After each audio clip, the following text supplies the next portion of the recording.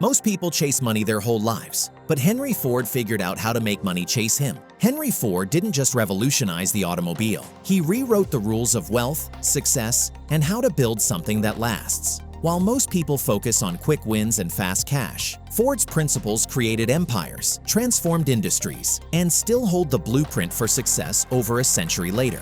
In this video, I'll reveal the powerful lessons from Ford's life that can help you build wealth, think bigger, and leave an impact that lasts far beyond your lifetime. These are the strategies most people overlook, but the truly successful never forget. Stick around till the end, and if you find this video helpful or interesting, make sure to give it a thumbs up. It means a lot and helps more people see it. Henry Ford is one of the most famous businessmen in the world. He was born in 1863 on his father's farm in Michigan. At the age of 12, when he saw the first locomotive, he decided that he would grow up and build the engine himself. Henry did not forget his goal, and in 1903 he opened the company Ford Motor, after which he began producing cars Ford A. The years of hard work were not in vain, and in 1914 there were more than 10 million cars, or 10% of all the cars in the world. Ford used a unique strategy to launch mass production of cars at the time. The entrepreneur created a furor in American industry when he started using large production plants, standardized interchangeable parts, and a moving conveyor belt. Most importantly, Ford learned how to manage himself, build incredible discipline and productivity in the people he worked with, and was able to prove that any movement starts small but leads to what one desires. Next, we're going to talk about how to achieve goals of any magnitude. There is no limit to perfection. There is no end to perfection. It's better to put all your energy into perfecting a good idea you have instead of chasing a new one every time. To create a car affordable to all, Ford looked for ways to make production faster and cheaper. Ford was the first to put factory production on the assembly line, and he would perfect this idea for many years, making it ideal. Ford believed that work can be made easier through skillful management, and that making labor easier leads to cheaper production. That is why he introduced the rule, not one extra step or inclination. This was followed by 2 conveyor lines in the factory, where the assembly time was cut 6-fold, from 12 hours to 2, one for short people and one for tall people. Ford's team explored and applied any little thing if it allowed it to produce more and faster. The meaning of life is labor. The employer is obliged to work harder than his subordinates. With another author, this phrase would have been part of a motivational speech about the importance of the manager's image, who by example should inspire his subordinates to work harder. But Ford doesn't teach being a role model. He only saw daily meaningful work as a sure way to live life with dignity. Labor was for him the cornerstone on which the world rests. Only through work can problems be solved, not excluding world problems. Ford worked hard and demanded the same from others. He spent more time on the shop floor than in his own office. In the early years of the Ford Motor Company with limited budgets, he was at once director, chairman, chief engineer, and draftsman. Confronting competitors. Time spent fighting the competition is time lost to work.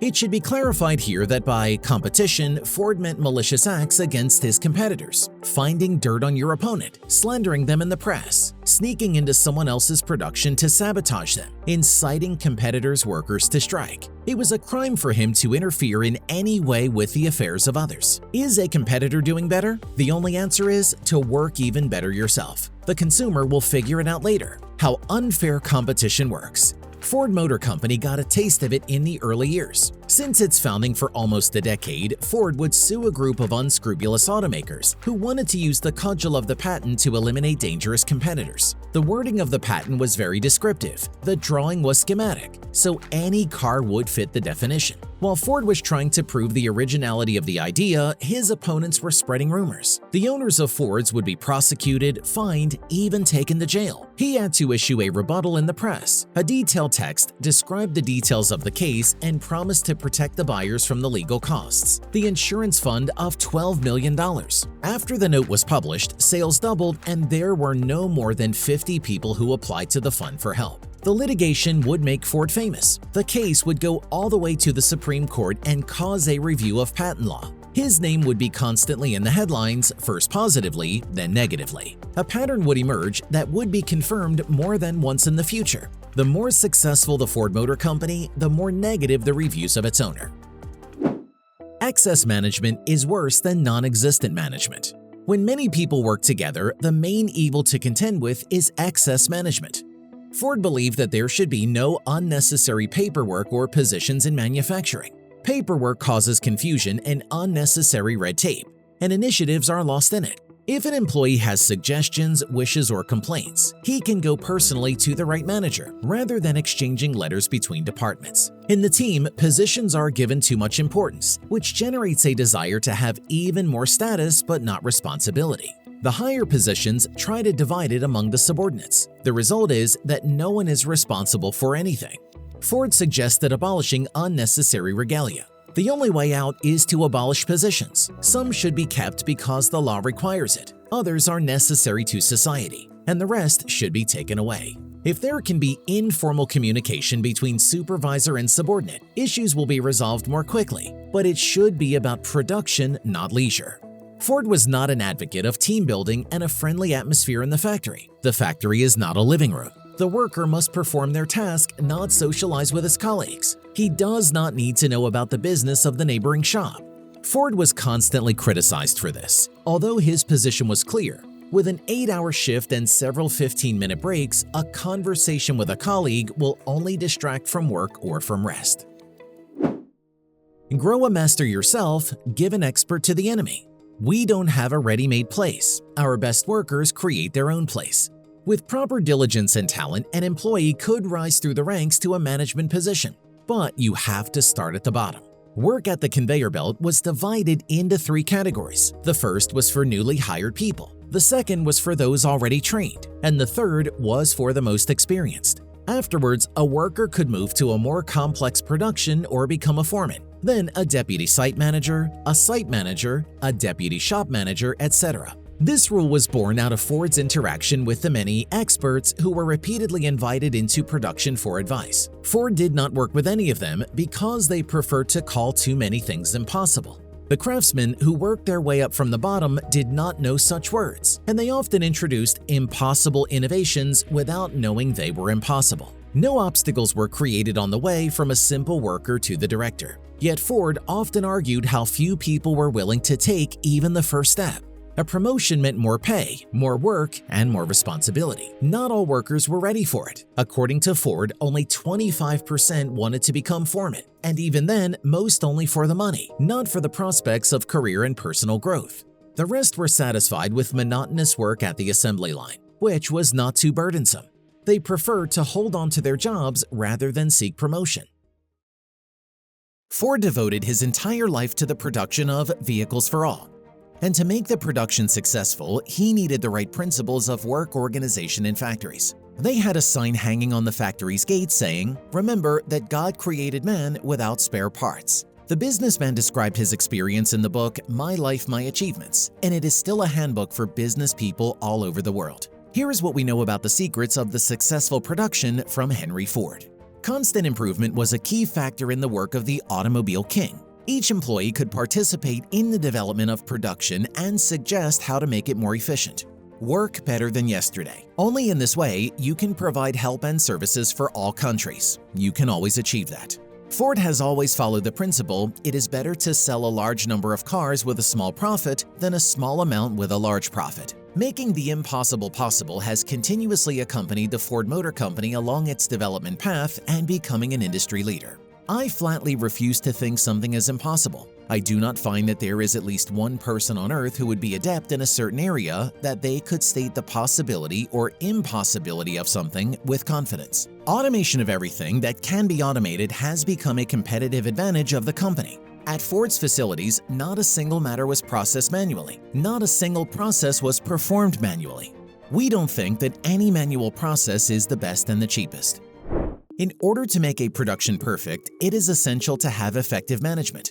Here's what we know about Henry Ford's management practices and secrets. When hiring employees, the businessman strongly opposed competent individuals. He believed that the wave is going to bring a capable person in the right place that belongs to him by right. Each person joining the company started from the bottom and had equal chances with everyone, and further growth and promotion were only a matter of his will. We never invite competent people. Each should start from the bottom step of the career ladder. We care nothing for the past experience. We never ask about the person's background. We do not start the past, but the person. They should have only one thing: the will to work.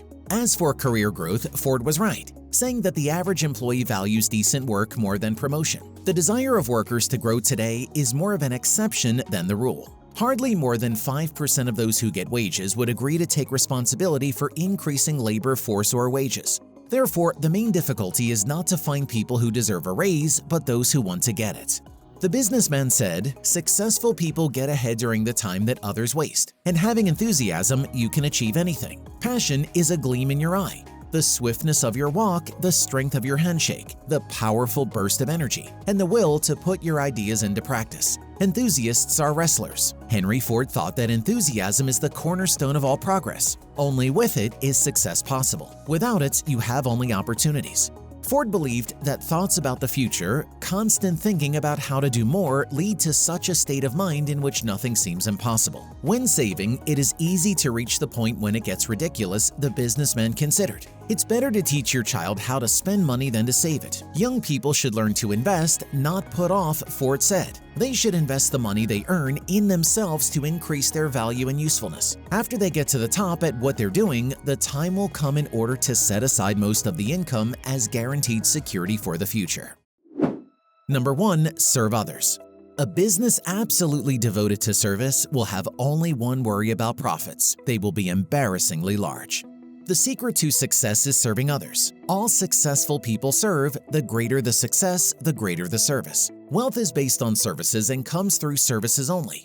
Ford said, "Wealth, like happiness, is never attained when sought after directly. It comes as a byproduct of providing a useful service." How do you serve? Number 2. Focus. There is no man living that cannot do more than he thinks he can. You are completely ignorant of your capabilities, so you never focus your efforts on one task. You spend an hour of your day on one thing, 3 hours on another thing, but you never focus on one task. When you concentrate on your life, everything impossible becomes possible. Focus. You can do more than you think you can. Number 3. Be productive. It has been my observation that most people get ahead during the time that others waste. Each of us has 24 hours a day, but only a few using this time achieve success, while the rest fail. Why does it happen? The thing is that some people manage their time effectively, while others are under control of their time. Some people dictate their day, while others allow their time to dictate the direction of their way. If you fail because you are misusing your time. If you succeed through effective time management. Are you a master of your time? Number 4. Solve problems.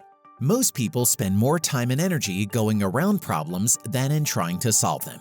Be sure you will get a reward for solving other people's problems. But can you solve any problem? When facing big challenges, you get a big reward. If you deal with small challenges, you get a small reward. If you solve the problems of a small number of people, the reward will be insignificant. If you solve the problems of a large number of people, you can become rich. Do not waste time going around problems, face them.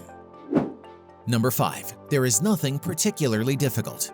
Nothing is particularly hard when you divide it into small jobs. Henry Ford said, "There are no big problems, there are just a lot of small problems." When you think about it, you can really see that in fact, there is nothing complicated. You climb a mountain step by step. Individual steps are not as hard as the climb itself. Sustainable solutions to big problems, step by step, will lead to success. Number 6. Keep your eyes on the goal. Obstacles are those frightful things you see when you take your eyes off your goal. Never take your eyes off your target. The goal is what motivates you, what makes you keep moving there in spite of any obstacles. You must always see what you want to become. You must see the goal like it's already achieved. You must experience it in your imagination. Number 7. Think. Thinking is hard work, which is why so few people do it. It's how you get ready. It is hard work. It is where you figure out small nuances and prepare your plans. Ford said, "First of all, preparation is the secret to success." Thinking is hard work, but whoever needs to do this must prepare for success. Henry Ford will forever remain the technological genius of the automotive industry, which has become an example for absolutely everyone who wants to be a winner. Enjoyed the content? Don't forget to leave a thumbs up. This is the Money Channel. You will get richer.